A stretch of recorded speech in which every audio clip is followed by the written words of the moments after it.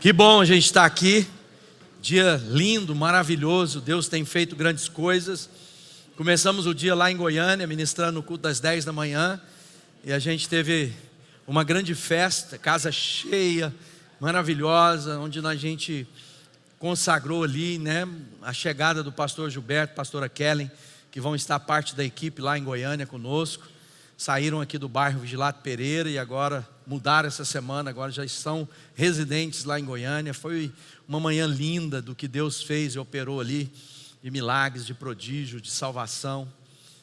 Viajamos à tarde, chegamos aqui, ministramos agora lá na Grande Marileusa, e agora a gente está aqui para encerrar esse domingo maravilhoso, começando uma série que tem tudo para impactar a sua vida, a minha vida, porque nós vamos estudar a carta do Tiago, discípulo de Jesus, irmão de Jesus, irmão de mãe, porque era meio irmão. Afinal de contas, Jesus era filho do Deus Altíssimo, que através do Espírito Santo fecundou a Maria, e ali estava o Tiago. O Tiago, que é o escritor dessa carta, pelo menos grande, ou não há muitas dúvidas, a grande maioria dos historiadores, comentaristas bíblicos, dão a Tiago, irmão de Jesus, a autoria da carta, que está lá em nome dele, Tiago. E essa é uma carta muito importante, porque fala de uma fé prática. Quando a gente quer estudar a Bíblia, a gente quer aprender, a gente vai ler, e uma das coisas que a gente precisa descobrir, enquanto vamos lendo as Escrituras, é quem é o autor, quem era ele, onde ele estava, qual a situação que ele vivia, para quem que ele escreveu e qual é o centro da mensagem, qual o objetivo principal daquilo que ele compartilha. Nada mais é como a gente, quando a gente escreve uma carta, um e-mail, a gente revela uma intenção, uma objetividade, e a carta do Tiago fala de fé prática. E a gente pudesse trazer uma frase que definia a fé sem obras é morta. Ou seja, se você diz ter fé e não mostra sua fé pela maneira que você vive, você não tem fé. Essa é uma carta muito importante, porque começa para descobrir quem é a autoria, e a gente tem 4 Tiagos no Novo Testamento. Nós temos Tiago, irmão do apóstolo João, que são filhos de Zebedeu. Nós temos outro Tiago, filho de Alfeu, era conhecido como o Tiago menor ou mais novo. Temos outro Tiago que era pai do apóstolo Judas, não o Iscariotes que traiu Jesus, o outro Judas, que tem até uma carta dele, que tem lá na Bíblia, tem lá, Judas. E temos Tiago, o irmão do nosso Senhor.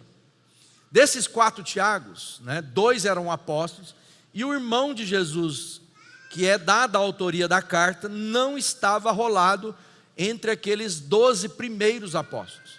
Posteriormente, a gente vai ver o apóstolo Paulo chamando de coluna da verdade, juntamente com João e com Pedro.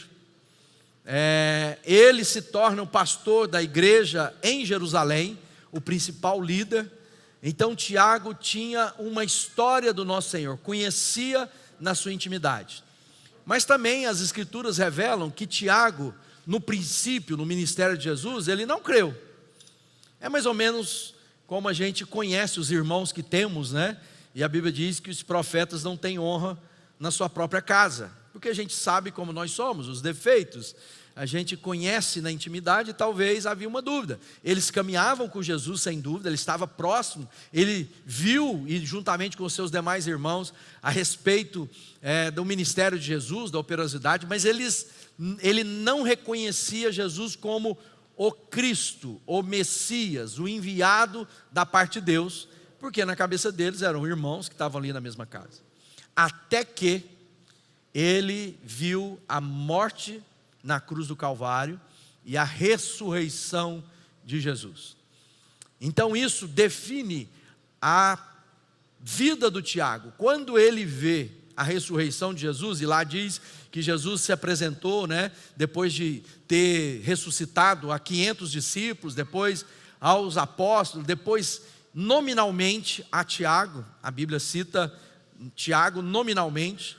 Então Deus estava preparando a vida daquele apóstolo, que depois é chamado por Paulo e outros como um apóstolo que ali estava. É interessante que essa visão da ressurreição é o que eu e você precisamos ter para viver a vida de fé que confessamos.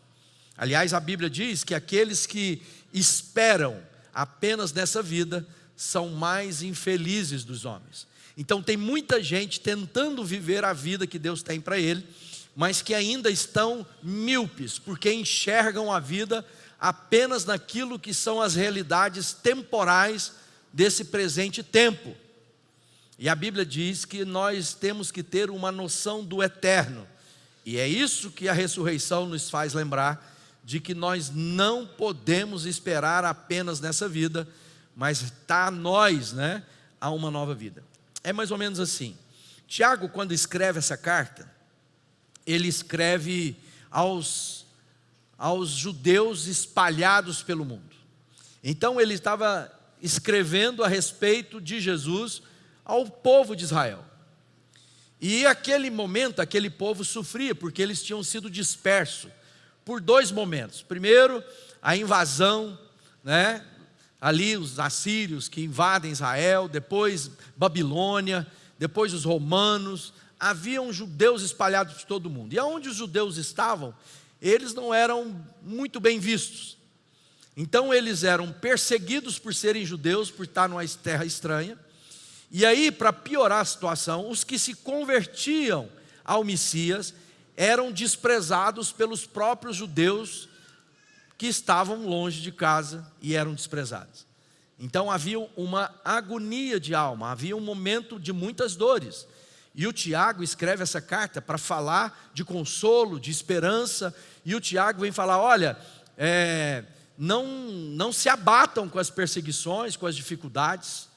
Então ele está dizendo para mim e para você que no mundo nós vamos ter aflições, e a gente vai ver que ele registra isso de maneira muito clara, né? Ele traz uma palavra de direção, ele se torna o pastor da igreja principal ali em Jerusalém, juntamente com Pedro, e alguns estudiosos dizem que ele inicia a sua jornada depois dessa conversão pela visão da ressurreição, como um co-pastor de Pedro, e depois se torna o grande líder, que quando teve lá os primeiros concílios, né, que é aquela reunião para falar a respeito das doutrinas básicas, daquilo que era a afirmação da fé dos discípulos de Jesus, Tiago é o que deu a palavra final de como deveria ser a prática do evangelho entre os não-judeus. Então o Tiago tem um lugar muito precioso nas Escrituras Sagradas. Ele é chamado, né, de coluna da graça e da bondade de Deus.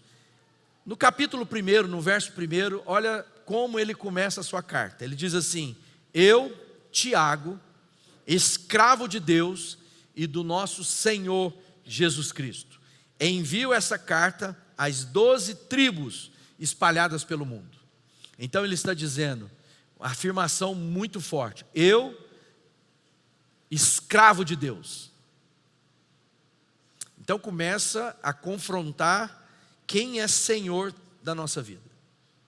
Nós acabamos de cantar, tu és o meu dono, a minha paixão. O que é ser de alguém? Ser pertencente a alguém? Eu estou dizendo que quem manda na minha vida, quem dá direção na minha vida é meu dono. Isso começa a confrontar a nossa presunção de senhorio de nós mesmos. Eu resolvo, eu escolho, eu faço o que eu quero com o que é meu intelecto, meu dinheiro. Acabou isso. Eu sou de Jesus, Ele é meu dono, e agora eu tenho que obedecer o que Ele diz para mim. Não vai funcionar uma fé que não tenha essa gravidade na afirmação de que Jesus é Senhor absoluto da minha vida. A tentativa de viver algo menor do que isso não vai te levar a satisfação, o júbilo e o gozo de viver, porque às vezes a gente ainda está muito aprisionado nas coisas desse mundo. E ele diz, né, eu envio as tribos espalhadas. Vamos lembrar que os assírios invadem o reino do norte, depois os babilônicos, e aí a gente tem Israel espalhado por todos os lugares. É importante a gente entender que esses sofriam muitas perseguições, provações, tentações, acepções de pessoa, competição, e a gente vai começar a ler e vamos perceber quanto é atual os problemas enfrentados. Essa carta é datada lá do primeiro 50 anos pós-Jesus, então muito próximo da morte de Jesus. Tiago escreve essa carta e envia principalmente às sinagogas espalhadas por todos os lugares, e a afirmação dele é, no Tiago no capítulo 2, verso 17, a fé por si mesma, a menos que produza boa obra, está morta. Aí numa versão, de outra versão da Bíblia diz, a fé se não tiver obras, por si mesma está morta. Isso foi tão constrangedor para o reformador Martim Lutero.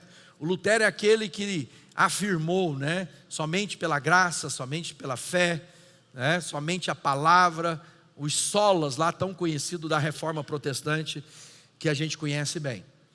E o Lutero tinha um problema grave com os escritos do Tiago, porque aos olhos de Lutero, que tinha tido uma vocação, um chamado muito forte pela carta de Romanos, quando o apóstolo Paulo escreve, e Paulo é categórico de dizer, vocês são salvos pela graça, não é pelas obras. E na cabeça do Martim Lutero, estava indo de encontro à afirmação de Tiago. Ele está dizendo, olha, então se você não tiver obra, sua fé é morta. Mas a gente vai entender, e logo depois, o Lutero usa palavras muito fortes. Ele começa a dizer que a carta de Tiago era uma carta de palha. Ele estava dizendo, isso não vale nada, isso é fraco. Porque quando a gente pega as cartas do apóstolo Paulo, ele tinha uma escrita que começava com as afirmações de fundamento, tinha doutrina, ou seja, ele começava a ensinar de fundamentos para depois entrar na prática desses fundamentos. O Tiago não tem doutrina, ele já entra dizendo, se você que diz ter fé, então você tem que viver um tipo de vida que mostra a fé que você confessa. E ele já começa a chamar a atenção de todo mundo para uma praticalidade da palavra que nenhuma outra carta tem na Bíblia Sagrada. Mas é interessante também que nenhuma carta fala tanto, cita tanto os ensinamentos de Jesus, cita tanto as coisas do Antigo Testamento como a carta de Tiago. Então ela é profunda, mas prática. Tem muita gente que é cheia de conhecimento na cabeça. Por isso que quando a Bíblia fala assim, a letra mata, o Espírito vivifica. Porque quando eu pego a Bíblia e não torno isso prática da minha vida, eu sou como aqueles que Jesus repreendeu muito. E ele foi muito severo. Jesus usou palavras duras com os pastores daqueles dias, dos homens que ensinavam a respeito das Escrituras Sagradas. Ele os chamou de hipócritas. E eles eram hipócritas por quê? Porque eles conheciam muito, mas praticavam pouco. Tanto que Jesus chega a dizer, olha, vocês podem fazer o que eles dizem que vocês têm que fazer, mas não os imitem nas suas práticas de vida. Agora o Tiago está dizendo, olha, se você diz ter fé, então agora revela a sua fé com o tipo de vida que você vive. O Tiago começa a apertar todo mundo, que ele está dizendo, se você diz que é de Jesus, então viva como um discípulo de Jesus. Então no seu casamento tem que ter Jesus, no seu trabalho tem que ter Jesus, na sua vida social tem que ter Jesus, nas palavras que saem da sua boca tem que ter Jesus. Ele está dizendo, se você disser que tem fé, vem para o culto, canta canções bonitas, e ao sair daqui é maldizente, é fofoqueiro, é uma pessoa que incendeia, que fala mentiras, você não é de Jesus. Ele está dizendo, se você diz que é de Jesus e vive uma vida devassa, de prostituição, de adultério, você não conhece Jesus, é morta a sua fé. É disso que ele está tratando. E ele vem aumentando o tom cada vez mais nas suas afirmações, né? Tiago, ele usa das mensagens de Jesus. Quando Jesus usa a doutrina, quando ele começa o seu ministério, ele vai lá para a beira, né, do mar da Galileia, sobe um morro, a gente esteve lá, tem lá um espaço chamado o Monte das Oliveiras, onde a gente vai, lá em Israel, e é naquele lugar, ele começa a ensinar doutrinas, ele começa a ensinar o povo o caminho que ele deve andar. Então ele afirma que é aquilo que foi conhecido como o Sermão da Montanha. É como Moisés que subiu ao monte e trouxe a revelação da lei. Jesus sobe com os seus discípulos, senta e começa a ensiná-los do tipo de fundamento que eles deviam viver. E a gente vai ver quantas coisas na carta de Tiago, né, se aproximam dos ensinamentos de Jesus. Ele começa dizendo, né, e a gente separou alguns deles aqui: considerem motivo de grande alegria sempre que passarem por qualquer tipo de provação.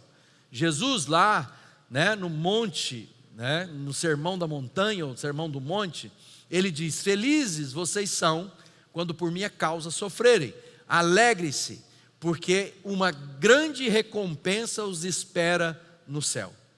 Sejamos sinceros, quem de nós aqui se alegra por passar por tribulação?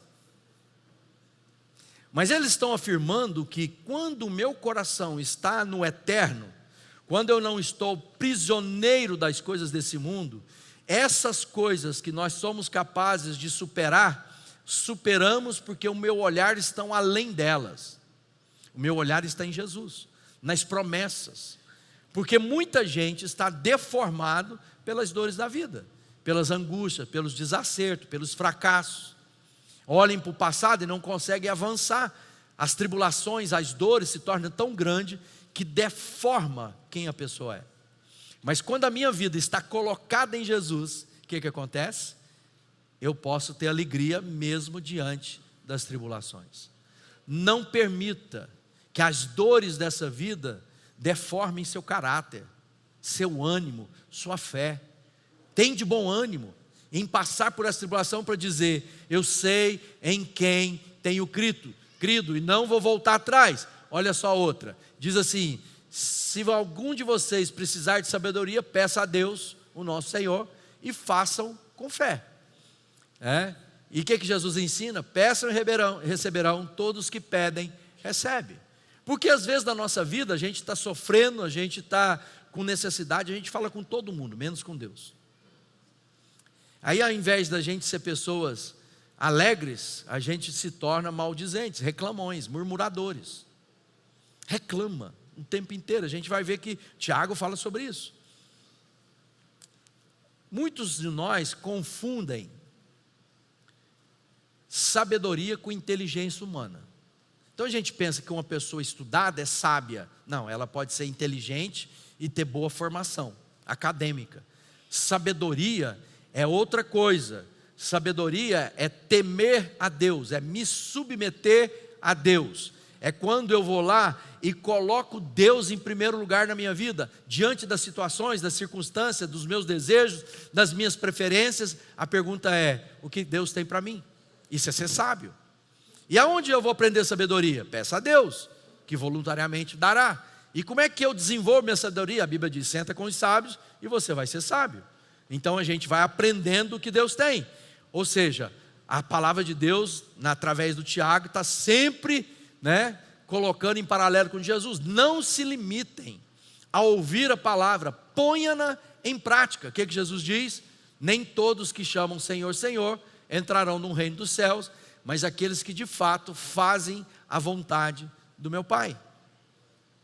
Por isso que não adianta você conhecer intelectualmente muitas coisas da Escritura. Tem muita gente que pensa que vai se tornar sábio por conhecer as Escrituras, e a Bíblia diz: não, eu quero que você, conhecendo o que conhece, ponha em prática na sua vida. Então espiritualidade saudável, madura, está não apenas em conhecer muita coisa da Bíblia, mas conhecendo o que conheço, coloque em prática o que já sei. Então, o segredo de uma vida de crescimento espiritual é, na minha jornada, eu coloco em prática aquilo que já sei de Jesus.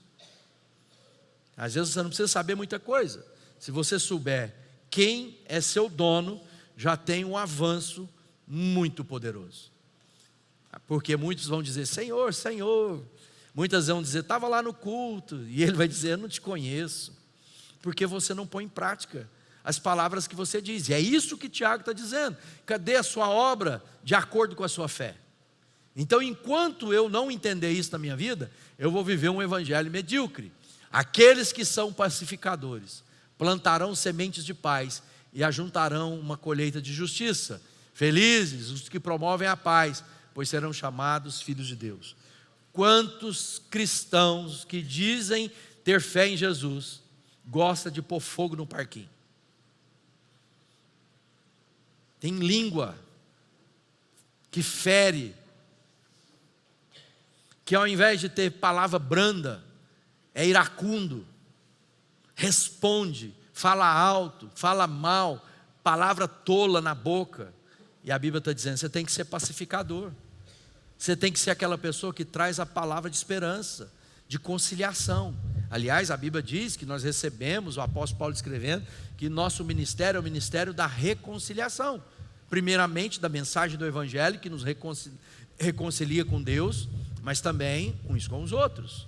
A Bíblia está nos ensinando tudo o que Ele tem para nós. E aí a gente vai e vê, não falem mal, não julguem, não critiquem. E Jesus diz o quê? Não julguem para não serem julgados.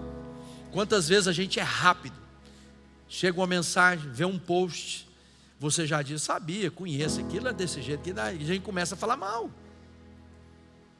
Ah, sempre desconfiei. Sabe aquelas pessoas que você chega na mesa e você está lá, você tem uma relação bacana com um amigo, você diz, não, eu gosto mais de fulano, o João é meu amigo. Aí a pessoa só fala assim, se você conhecesse o que ele fala de você, coloca dúvida, gente maldosa. E a Bíblia diz que a gente não deve ser assim, não devemos julgar, porque senão nós vamos ser julgados. A vara que medir nós seremos medidos. E aí ele diz, não jurem pelo céu, nem pela terra, que o seu sim seja de fato sim, o seu não, não. Jesus diz o quê? Não façam juramento. Quando disserem sim, seja de fato sim. Quando disserem não, seja de fato não. Qualquer coisa além disso vem do Satanás. A pior coisa que tem na vida de um homem e de uma mulher é gente que não tem palavra. Que pega na sua mão hoje, amanhã diz, pois é, estava pensando. Não, você empenhou uma palavra. Sabe aqueles cara que faz negócio, depois fala assim, não, recebi uma oferta melhor. Uma vez a gente estava comprando esse prédio, eu que estava negociando, que era a Cobrasil, né? Era uma cooperativa dos funcionários do Banco do Brasil, era um supermercado. E nós fomos uma negociação arrastada, e tal, tentando resolver, e um dia fui lá no Banco do Brasil, ali na Afonso Pena, e era até um conhecido, uma pessoa que a gente convivia, jogava futebol junto lá no praia. E quando nós pegamos na mão, eu falei, então está fechado o negócio.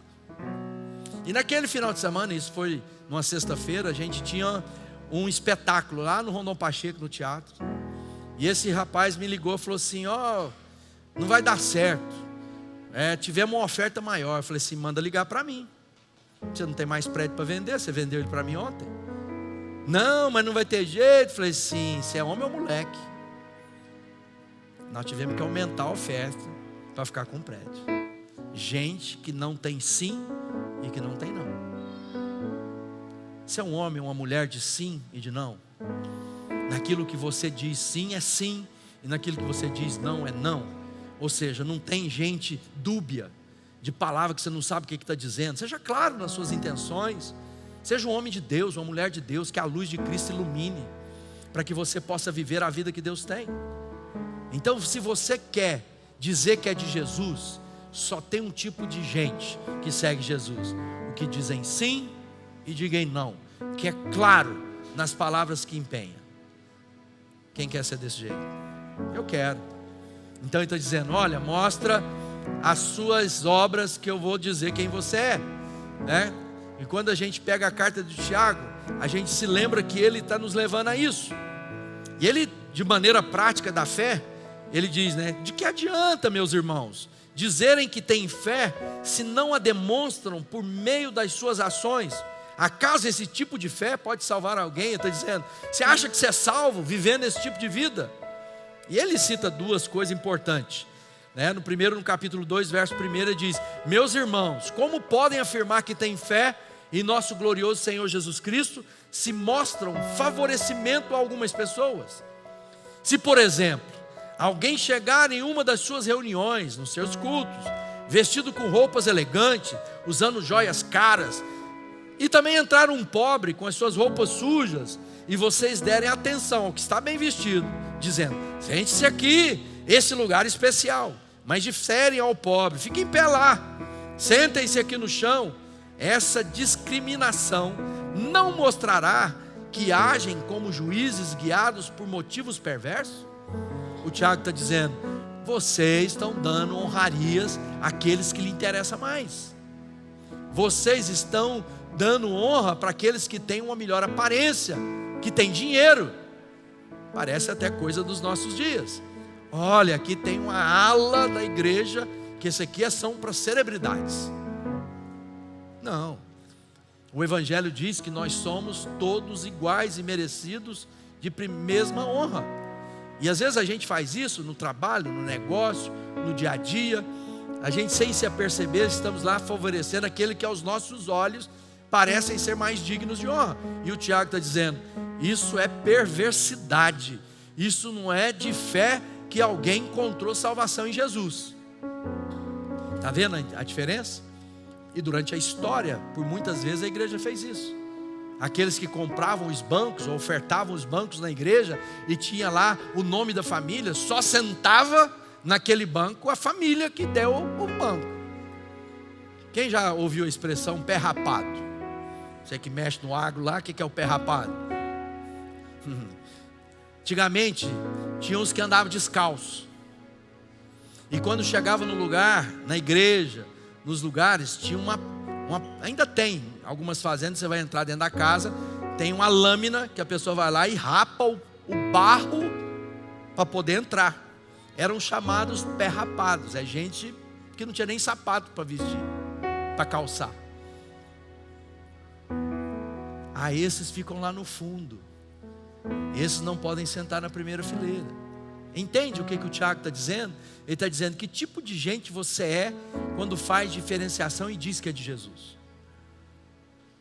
Você está dando honra para aqueles que te interessam, onde o network é melhor? Onde você está pensando em ganhar lucros? Então a gente se reúne para saber quem me interessa.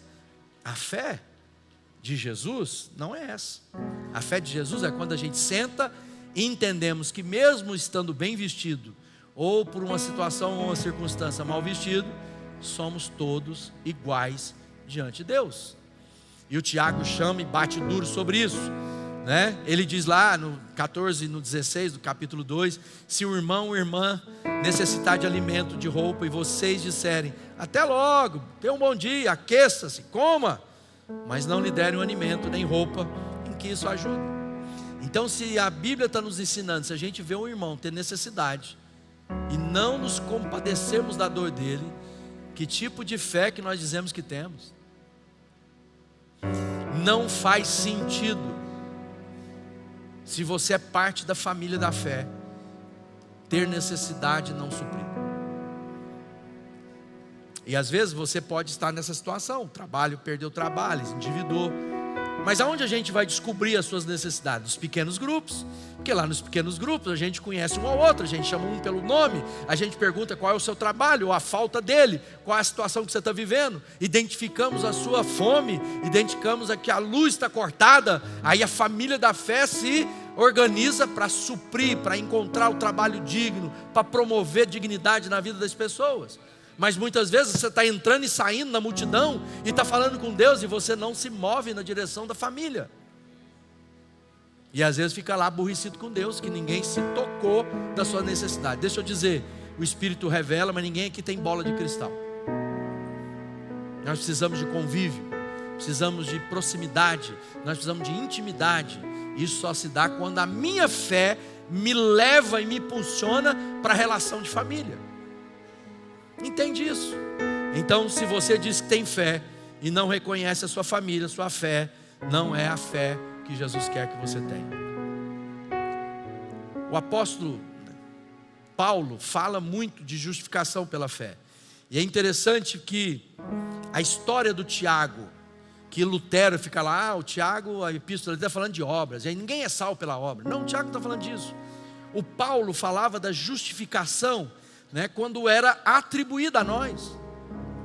Sois salvos pela graça. Isso não vem de vós. Sois salvos pela graça, por meio da fé. Isso não vem de nós, é dom de Deus. E o Tiago está dizendo que a fé e a justiça é evidenciada. Duas coisas em momentos diferentes. Nós recebemos de Deus gratuitamente, e agora na minha jornada de vida, eu demonstro a fé que me alcançou, a graça que me redimiu, a vida nova que foi dada a mim sem que eu merecesse. Entende a diferença? Que tipo de vida você está vivendo? A sua vida hoje, as pessoas que estão próximas de você, é evidente na sua vida a salvação que te alcançou? É uma pergunta que nos faz parar para pensar. Porque às vezes eu estou dizendo, não, a minha fé é de foro íntimo. Não, na Bíblia, seguidor de Jesus não tem fé de foro íntimo. A fé agora é para ser evidenciada, proclamada, ela tem que ser anunciada. No reino de Deus não tem agente secreto, nós somos luz que é colocado no alto para iluminar toda a casa. Nós somos o sal da terra, aquele que dá sabor, que muda situações e circunstâncias onde ele é colocado. Então, se você não evidenciar a sua fé é morta. Entende o que o Tiago está falando conosco? Ele está dizendo, olha, cuidado. E a gente vai ver muitas coisas nas próximas semanas lindas. Leia durante esses dias a carta de Tiago. Ela é pequena, 4 capítulos. Você vai ler e vai dizer, estou entendendo. E ele vai falar de maledicência, ele vai ensinar sobre muitas coisas profundas. Mas acima de tudo ele está dizendo, se eu não ver na sua vida o fruto de ser um discípulo de Jesus, você não adianta ficar falando que tem fé, porque a sua fé é morta. É isso que ele está dizendo. Eu não sei como é que você anda, qual é a sua história. Eu sei qual pode ser a sua história. Se você viver uma fé encarnada. Amém? Queria que você fechasse seus olhos por um instante.